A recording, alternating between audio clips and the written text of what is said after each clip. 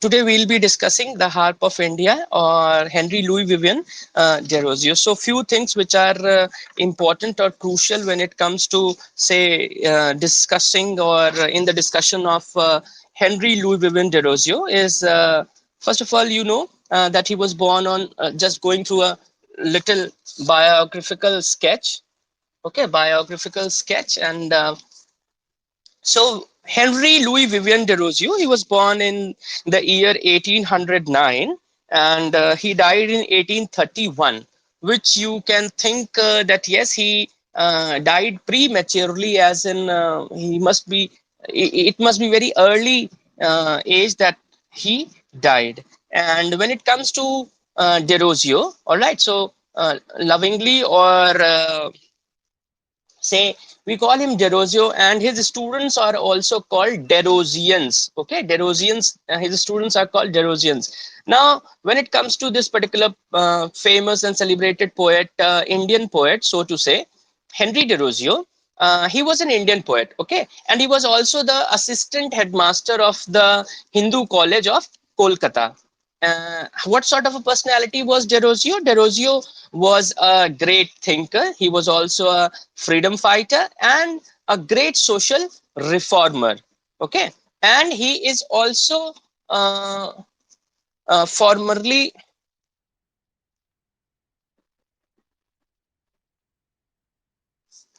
There is a message from. Okay, let me ignore then. Hmm.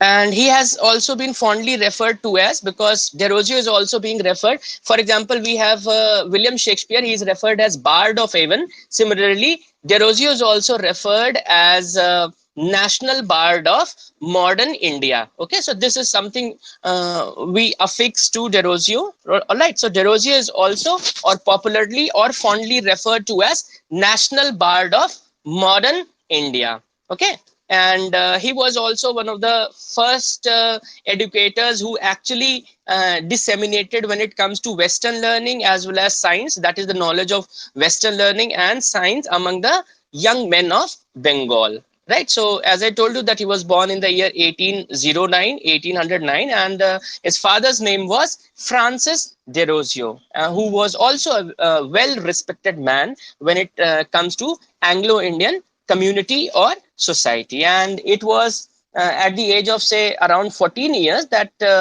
he left the school. All right, he left the school and he joined his father's concern, and later on when we see that he shifted to Bhagalpur. So the poetic inspiration which is there in Desrosiers is something we can see that when he shifted to Bhagalpur. Okay, so he was basically inspired by the scenic beauty of the banks of river Ganges, and this is where he started writing poetry. Fine. So this, and also like during this particular time, the Hindu society was in Bengal especially, it was something which was undergoing a considerable, say a kind of a violent confusion, say turmoil, right? So we also know that 1828 Brahmo Samaj was formed or established by Raja Ram Mohan Roy. Okay, so this is that particular time, or in this particular context, that we are able to situate or locate the poet Desrosiers. So it was under, say, in these perspective of these various changes, right? Desrosiers, in this particular time, Desrosiers was appointed as, rather, he was appointed at Hindu College, and where he helped to release ideas for social change, which was already there in the society or community. Okay, so it was around the age of 17 that he was appointed teacher in both, say, English literature as well as history at the New Hindu College. And so the kind of thinking or the kind of ideology, the kind of imagination which was there for a generation. Okay, so those people, those young people of conviction who were ready to make a kind of a sacrifice, okay, for the cause of freedom. Now this particular generation, okay, so who are Desrosiers? Basically, Desrosiers are those people, those young people who had this conviction, and who were prepared to make any sacrifice for the freedom of the country, right? So these people, they came to be known as Derosians, because they were also the followers or the pupils of Henry Derosio. Fine. Now, so there are certain poems. Now, three poems are there which you should read in conjunction, because otherwise the understanding of one poem without the other two poems would be incomplete. So, whenever, like when you talk of very popular or important poems by Derosio, so we have three poems. You should just keep it in mind. So, one of them is prescribed in your course, and the other was prescribed in your course. So, the first being the Harp of India. All right. So the Harp of India is one poem. The other is To India, My Native Land. That is another. And then we have Fakir of Janghira. Okay. So these are three poems which are very, fairly well known writings of Derosio.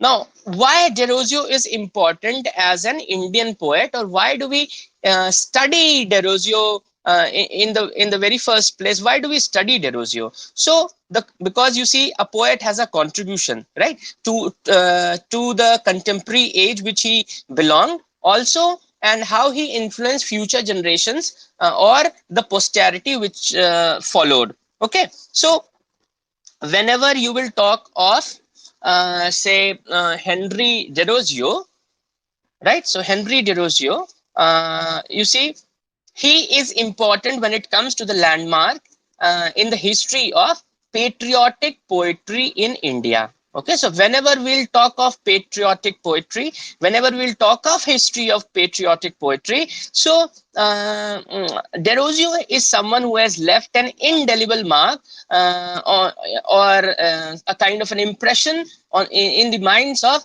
uh, people of India or Indians, right? So, and it also not only that. So first thing, how do we acknowledge, or how do we associate him? The first thing is that the Harp of India, or other poems. So Derosio is, or his poems are regarded as important benchmark, important landmark in the history of patriotic poetry in India. One. Second, because all of these works, they also had a profound influence on the social movement.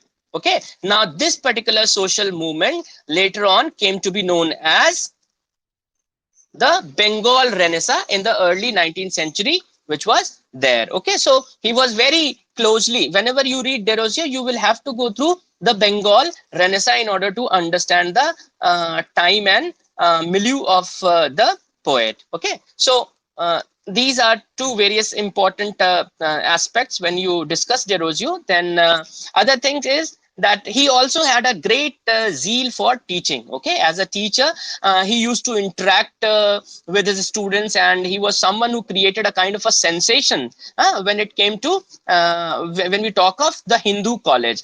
And this is why that is his students who had this great conviction, right? And they came to be known as Derosians. And so he organized, basically, say, debates, and where ideas and social norms, they were freely debated, right? And in the year 1828, he also motivated his students to form a kind of a debating club, as we have our academic council for students of English in our department. Likewise, they also, or rather Derosio, encouraged or motivated to form a literary and debating club, which was known to be as Academic Association. Okay, so Academic Association was the name of the club.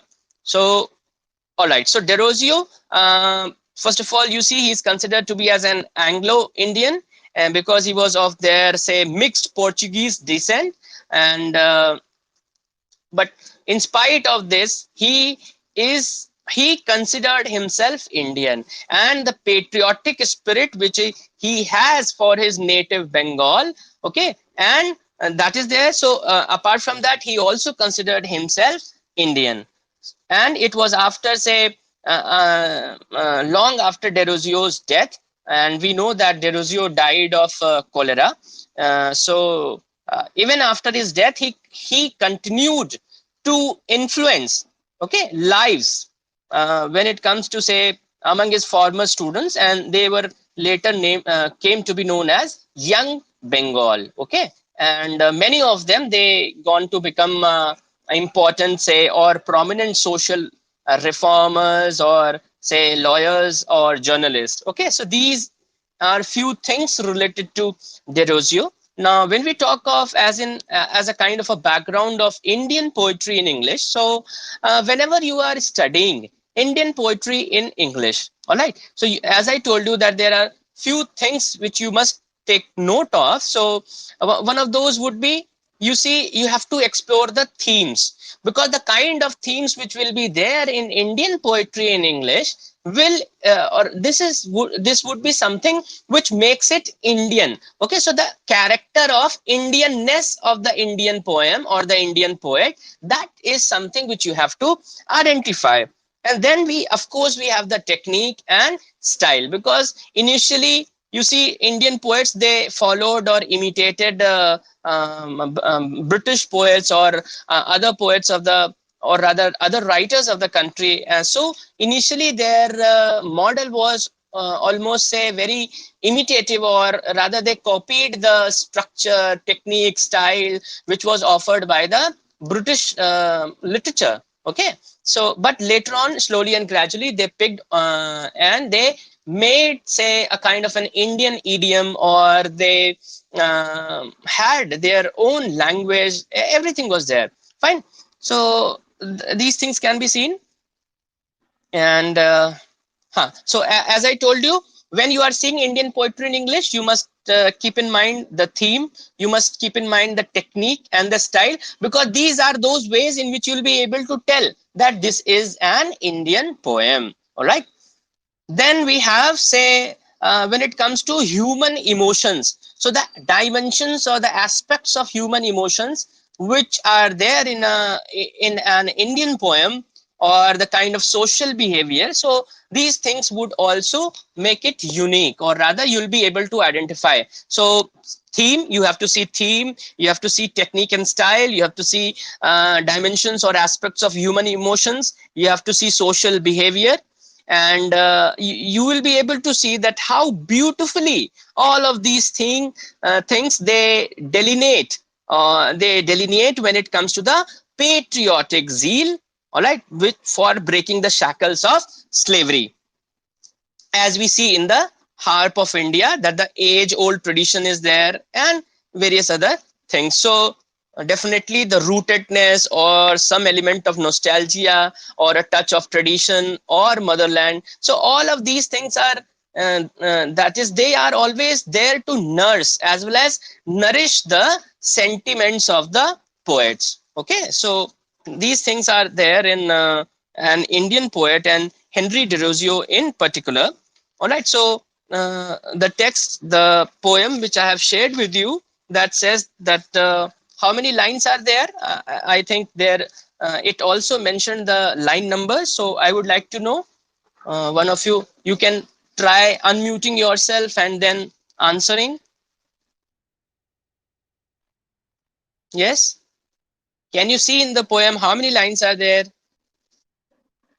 14 lines. Can you see any kind of division, as in quatrain, sestet, tercet, quartet, uh, not quartet but quatrain? So can you see any kind of division in the poem, or is it just a continuous 14 line stanza? 14. Okay, there are certain texts, or there are certain explanations which mention that there is a variation. So let me just very quickly check in my say original text if I have, but I think I may not be having the Harp of India, but the native land. Just a minute. Okay, I have the Harp of India, page number 53. Let me check here. It is a complete thing. Okay, so then that thing does not hold, but we can understand on our own. Right. Let me elaborate further. First of all, read the poem. Those of you who have not come across. Am I audible? Okay, because it just gave a notification that unstable connection is there. So do you find any kind of audibility issues here so far? Did you come across? Am I fairly audible? I'm not audible. Okay, no, I'm audible, right? Fine. So actually, like this very much supports, or rather, it will save your data. And as it said that for a 1 hour class, it usually uses, say, what was the quantity? I suppose 100 MB or in and around 100 MB. So that can be checked. If you attend a class on Teachment, you first of all check the data, and when you attend a class on other platform, then do check the data. So you will come to know that.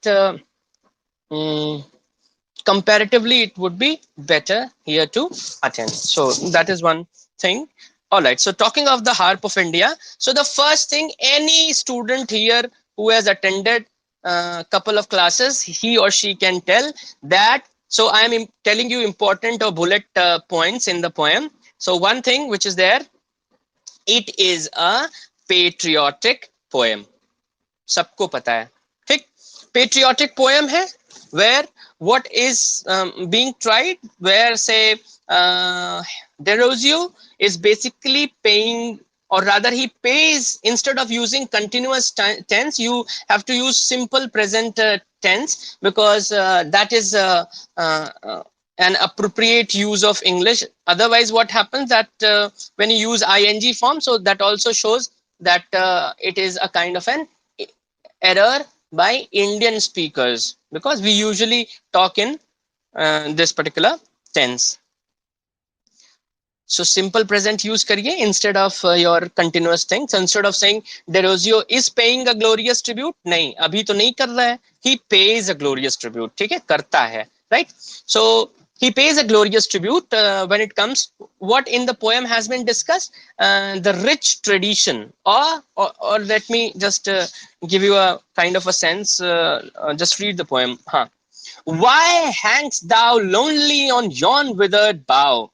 Okay, question mark. All right. So the very first line has your figurative or a literary device, which is called rhetorical question. Okay. So rhetorical question, you must understand.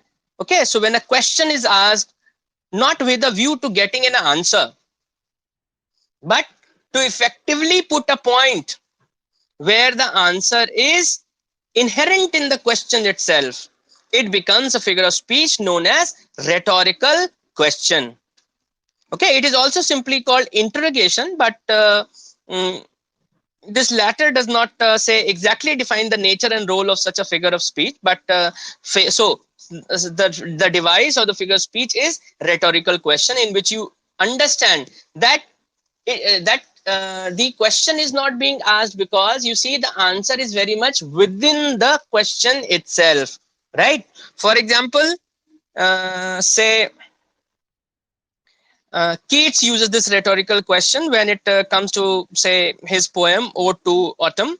He says, who has not seen thee oft amid thy store? Okay तो पूछ नहीं रहा है, किसी से नहीं पूछ रहा है, ठीक? जैसे या elegy written in a country churchyard में आपसे कहता है, it is just a kind of device which helps to emphasise, okay, एक री इन्फोर्स करने की कोशिश करता है, जहां पे जवाब ऑलरेडी आपको पता होता है, ठीक? तो अगर कभी कभी क्या होता है, जैसे कहा can the leopard lose it spots, तो जब हम कहते हैं तो हमें पता है कि वो नहीं खो सकता है. तो जब क्वेश्चन पॉजिटिव होता है तो आंसर नेगेटिव होता है, और या वाइस वर्सा, जब क्वेश्चन नेगेटिव हो तो आंसर पॉजिटिव होता है. तो पहले ही लाइन में आपको रेटोरिकल क्वेश्चन मिलता है. एंड देन फर्दर वी सी कि 14 लाइन्स हैं, बट कई एक्सप्लेनेशन इसको बताते हैं कि 7-7 लाइन के 2 स्टैंजा हैं.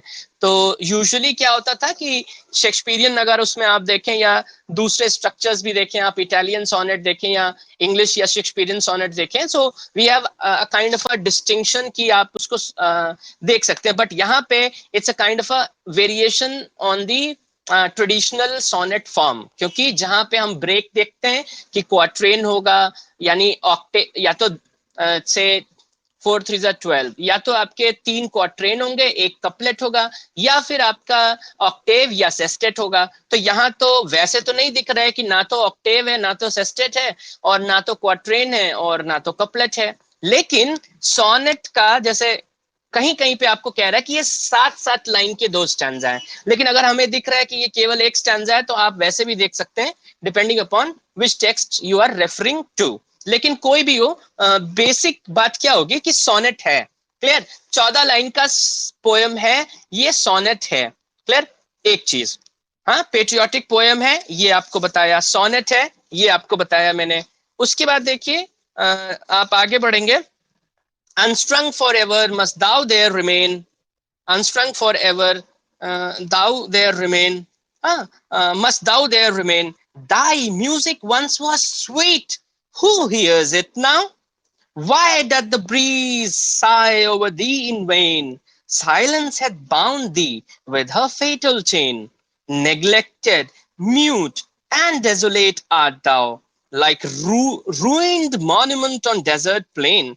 Oh, many a hand more worthy far than mine once thy harmonious chords to sweetness gave, and many a wreath for them did fame entwine, of flowers still blooming on the minstrel's grave.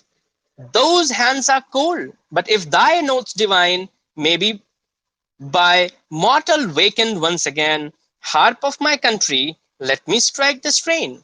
Okay, so that's the poem. And as I told you that we have this patriotic poem is there. Okay, so tribute pay कर रहा है ये जो rich tradition है आपका art of Indian poetry का, उसको। अब पोएम में आप देख सकते हैं कि हाउ पोएट का एक डीप एंग्विश है। Okay, at the decline of the age, ये जो ओल्ड आर्ट था, ओल्ड लिटरेचर था, हाँ, ये because of the British supremacy, because of the British dominance, या उनके स्लेविश जो शैकल्स हैं ऑफ ब्रिटिश सुप्रीमेसी, उसकी वजह से there has been a kind of a decline in all those glorious time which they all enjoyed earlier. Okay, so Indian themes आप देख सकते हैं, sentiments देख सकते हैं। First, Derozio is generally regarded as the first Indian to write in English. Okay, so that is there, and इनका poetic career ज्यादा नहीं, लगभग मुश्किल से 6 साल ही हुआ होगा। And he also showed a great promise as a poet. भले ही 6 साल हार्डली उन्होंने अपना स्पैन किया, उनका जैसे 14 साल की उम्र में अगर शुरू किया और 23 साल के आसपास अगर वो नहीं रहे, तो ज्यादा वक्त नहीं रहा, ये लगभग थोड़ा बहुत 8 से 10 साल या 6 साल, या पूरा ऐसा भी नहीं है, क्योंकि एंड में अगर बहुत तबीयत खराब थी, कोलेरा था और सब चीजें थी, एंड ही सफर्ड मिजरेबली, तो यकीनन पूरे टाइम तो नहीं लिखा होगा। तो लगभग 6-7 साल के आसपास इन्होंने से पोएम्स लिखी हैं, और वो चीजें हैं। तो अब तो पहली बात, जैसे पहला ऐसा मॉडर्न पोएट, ओके, पहला ऐसा modern Indian poet who gave expression to his patriotism in words, पहली बार। ठीक, अब क्या क्या खास बातें हैं ये, क्यों, why do we remember Derozio? कि because he was the first poet to give expression to his patriotism in words. ठीक है, वर्ड्स में, इससे पहले प्रोज रोज कर रहे होंगे लोग, लेकिन वर्ड्स में करने के लिए ये पहले इंडियन पोएट थे। फिर he also say he was there to first, or rather he was the first to sing of freedom. Okay, आजादी के बारे में, इंडिपेंडेंस के बारे में, right? Then he was also the first, so you can see how many first are accredited to his in terms of his contribution.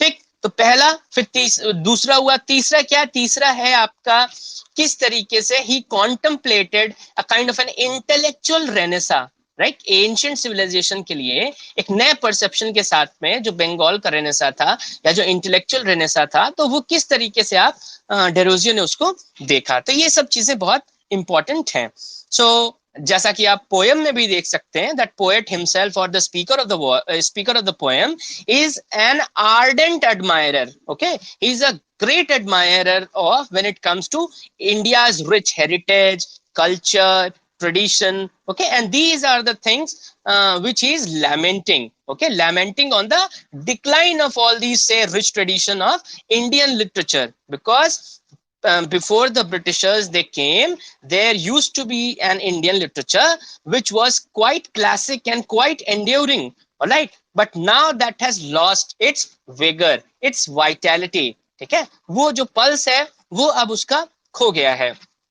और imperialism ने क्या किया, ब्रिटिश इंपीरियलिज्म ने इंडियन पोएट्स को लिस्टलेस कर दिया है, and they are left with something, से उनके पास देयर इज नथिंग इंस्पायरिंग कि वो उसे कंपोज कर सके लिटरेचर में, except the misery of the nation. All they are writing is the misery of the nation instead of singing the glory of the country. ठीक है.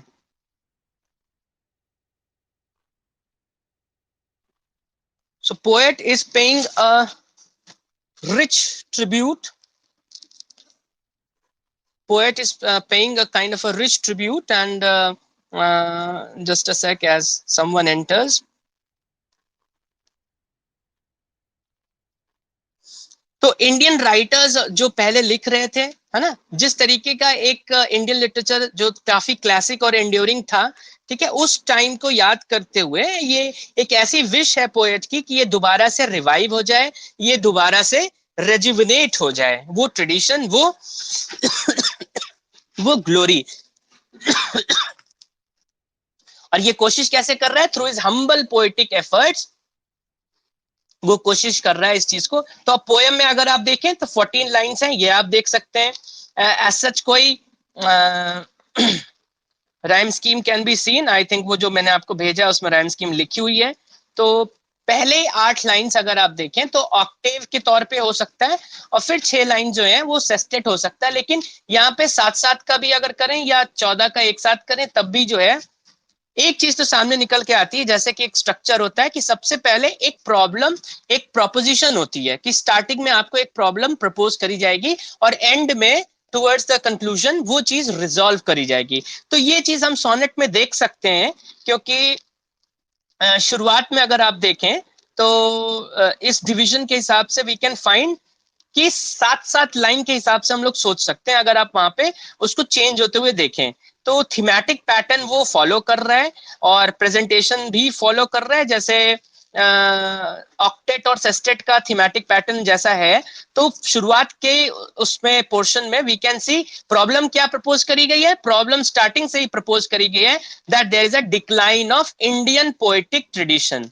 ठीक है, ये प्रॉब्लम है. और रेजोल्यूशन क्या है, जैसा कि सोनेट में होता है, रेजोल्यूशन ये है कि उसका revival through his humble poetic efforts, ये इसका रेजोल्यूशन है. So we can find in the stanza, we can find in the poem कि 14 लाइन है और प्लस आप ऑक्टेव सेस्टेड या 7-7 लाइन का देख सकते हैं डिवीजन. और इन दोनों में एक थीमेटिक पैटर्न आप देख सकते हैं जो कि ऑक्टेव या सेस्टेट का होता है, यानी first of all you propose a problem and then you resolve a problem. तो यहाँ पे हमको वो दिख रहा है.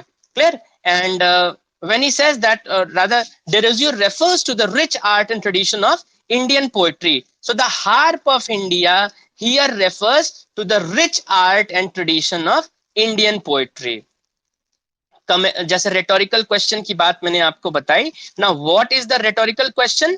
Because first line का meaning अगर आप देखें that the glorious why the it is being asked why the glorious tradition of Indian poetry lies neglected like a broken harp hung on the leafless and withered branch of a tree. तो पूछ तो रहा है आपसे, लेकिन आपको answer पता है, क्योंकि art of Indian poetry during the period of British domination of India was almost dead. तो आंसर आपको पता है. तो ये जो कॉमोटोस स्टेट में कब तक रहेगा, ये हार्प कब तक अनस्ट्रंग रहेगा, कब तक इंडिया की ग्लोरी सिंग नहीं कर पाएंगे, कब तक वो जो पहली स्वीट मेलोडीज जो हुआ करती थी हार्प से, वो जो रिचनेस थी, ग्लोरी थी, तो वो कब वापस आएगी. ये सब सारी बातें इसमें यहाँ पे निकल के आ रही हैं. And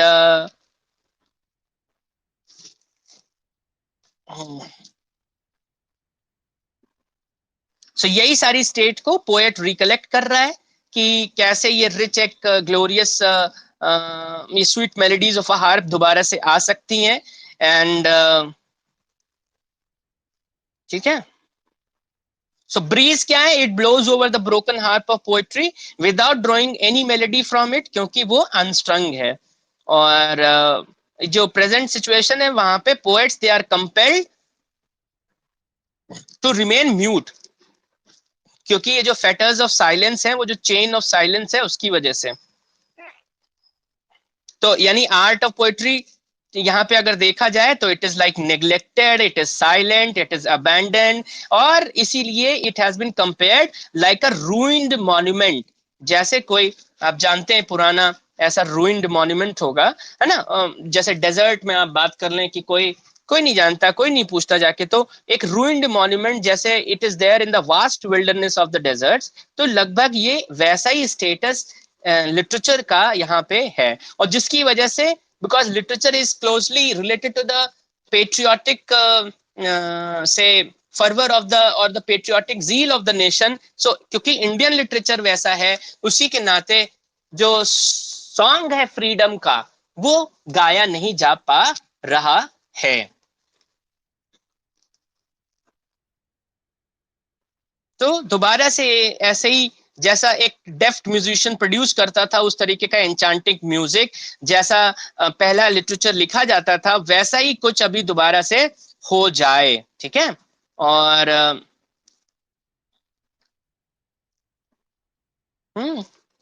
so the poet is lamenting that the poets of literary genius of the past now they lie cold in their graves, क्योंकि अब उनका समय खत्म हो गया है, they are no longer here, although their writing is there but they are no longer there to produce more say enchanting music again. Therefore so their famous poetic art now lies abandoned, and therefore he expresses his desire to revive the dying art of poetry, the dying literature, okay, the enduring and classic literature which was written earlier. Okay, so through this particular poem, it is his humble poet or his humble poetic abilities or efforts that he's trying to make the skies of Indian literature reverberate. Okay, now reverberate with the melody of poetic art. So this is something, okay, like as a musician of a new generation, who is someone who revives the tradition of music, in the same way this particular musical instrument, it is something that is there for a long period, okay, which should not be dealt or rather which was there in oblivion या obscurity में, लेकिन अब उसका समय आ गया है कि वो आगे आए। ठीक, थीम आप देख सकते हैं, colonialism का थीम है इसमें, आपको you can find that, okay, and importance of culture के बारे में भी बताया गया है। और apart from all these things एक इंटेंस अवेयरनेस आप देख सकते हैं, कंसर्न भी है, कैसा एक इंडिया की जो शैकल्ड स्टेट थी और उसमें एक अनडाइंग होप आपका ब्राइट फ्यूचर के लिए भी दिख रहा है, that how one can restore the country's lost dignity and glory. ठीक है, and this particular analogy is there to draw your attention to 3 states in the poem. तो वो 3 states क्या है? पहली बात तो पहला स्टेट क्या था? एक ग्लोरियस पास्ट था, that is lost now. ठीक, ये पहली स्टेट है। फिर दूसरा स्टेट क्या है? एक डेसोलेट प्रेजेंट है, जैसा जो वर्तमान है। फिर तीसरी स्टेट क्या है? एक इनग्लोरियस फ्यूचर है। हाँ, तो जहां तक फ्यूचर की बात है तो there is a strong possibility कि ये जो म्यूट इंस्ट्रूमेंट है वो दोबारा से अपनी पावर को रिगेन करे, यानी हार्प ऑफ इंडिया कहने का मतलब दोबारा से इंडियन पोएट्री, इंडियन लिटरेचर वो दोबारा से सीन में आ सकता है अगर वो एबल हैंड्स में पड़ जाए तो। ठीक, तो डेरोजियो बहुत ईगरली वेट कर रहा है ऐसे पोएट्स का जो एम्पावर्ड होंगे to sing the song of India. So तो जो हार्प की जो बात कर रहा है, जिस तरफ आपका इशारा है, जिस तरफ आपको डायरेक्ट कर रहा है, basically is drawing your attention और रादर से इमीडिएट या पर्टिकुलर इंपॉर्टेंस आपका ये है that the single lonely harp is the miserable state of India which is bent double under the burden of slavery. तो हार्प को यहाँ पे there is a future as there is a strong possibility कि ये mute instrument दोबारा से अपनी power को रिगेन करे और दोबारा से अपने हैंड्स टच करे उन स्ट्रिंग्स पे बाय जो अनस्ट्रंग है उसको फिर से करे. And Derozio waits eagerly for the arrival of poets, right, as is mentioned in the poem. Fine.